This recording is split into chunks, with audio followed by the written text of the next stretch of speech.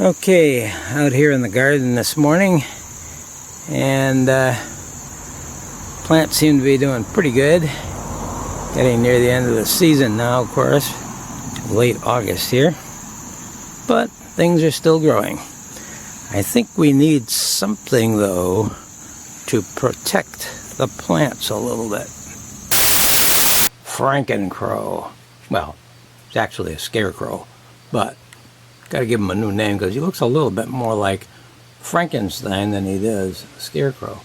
But I suppose he could be either one.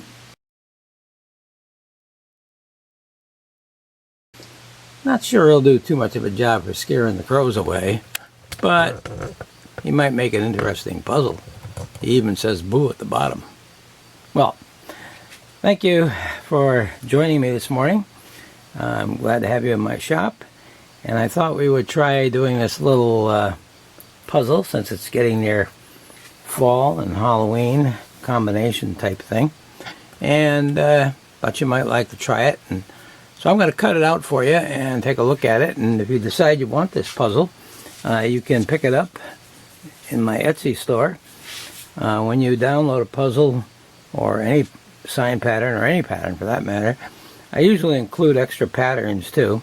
And miscellaneous things. Sometimes they have to do with the same topic as the original, but they could be random things which you might find interesting to do. Sort of a grab bag of patterns.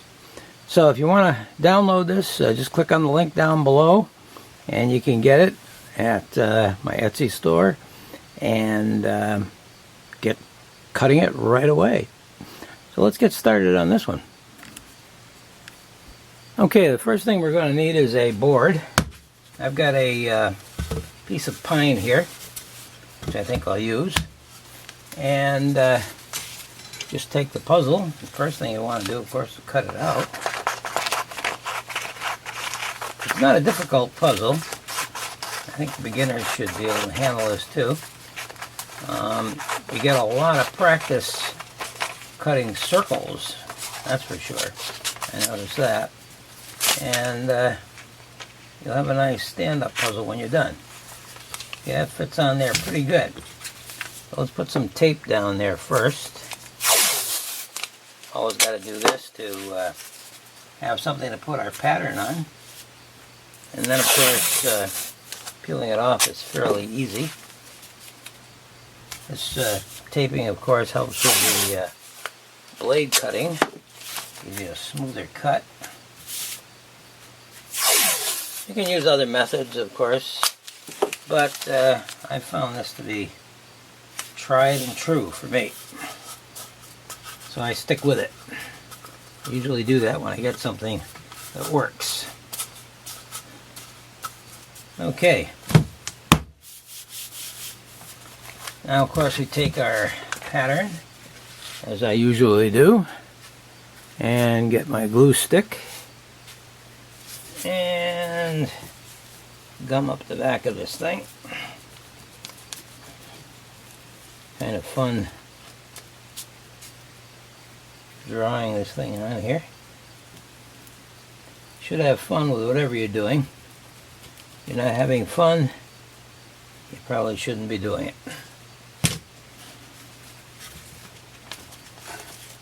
Okay, we take this and we'll put old Frankie down here. Well, I forgot to cut the bottom off, so what I'm going to do is I'll just bring it down to the edge and fold that over. Works either way. And then we'll plaster this down here real good. As you can see, you can make it bigger or you can make it smaller if you want to. You can change the size of the pattern.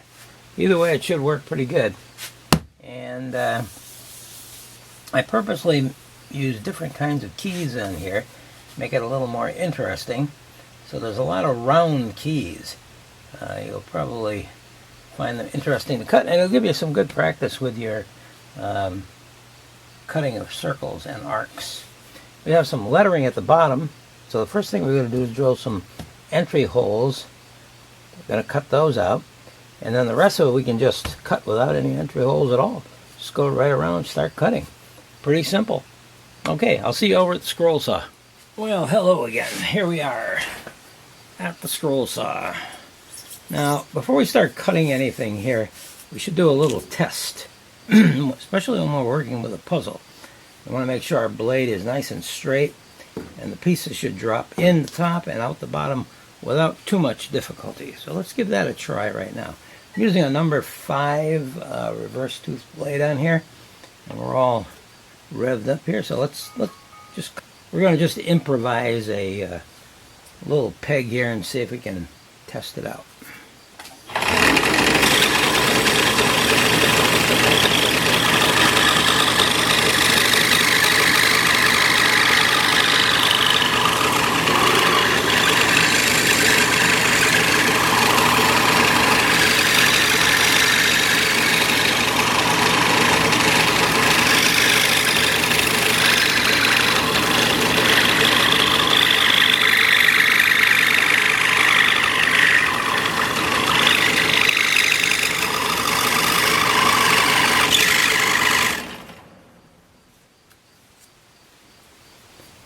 Okay, let's check this out now. Goes through the bottom with no problem, and goes in the top with no problem. All right, nice even cut. Just throw that away now. We're all set. This is about 3/4 inch pine, by the way. Fairly light wood to cut. Nothing complicated here. You can do this out of different woods, of course, but for demonstration purposes, I use pine. It's a little bit cheaper. Okay, let's. I think we'll do these letters first. Down the bottom here, and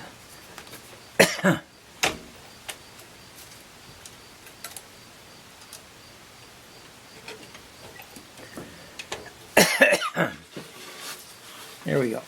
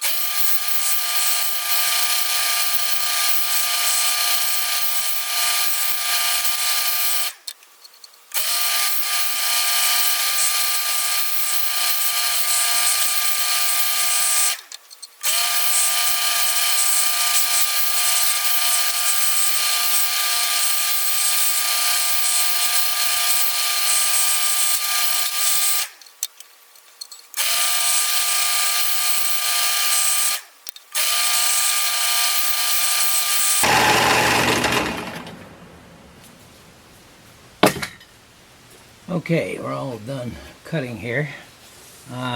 Camera went out on me in the process, of course, so you missed the first part of the cutting, but not a major problem. I mean, it's all pretty much standard.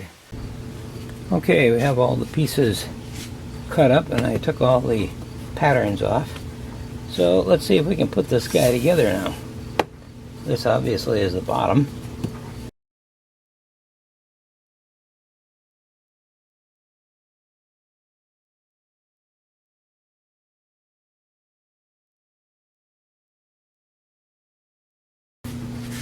We know that he works. Let's straighten him up a little bit here.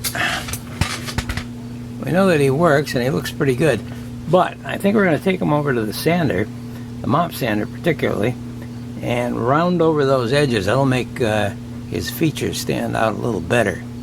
So I'm going to do that right now. Okay, we're over at the drill press with a sanding mop in here. We're going to try to round over these edges and make them look better.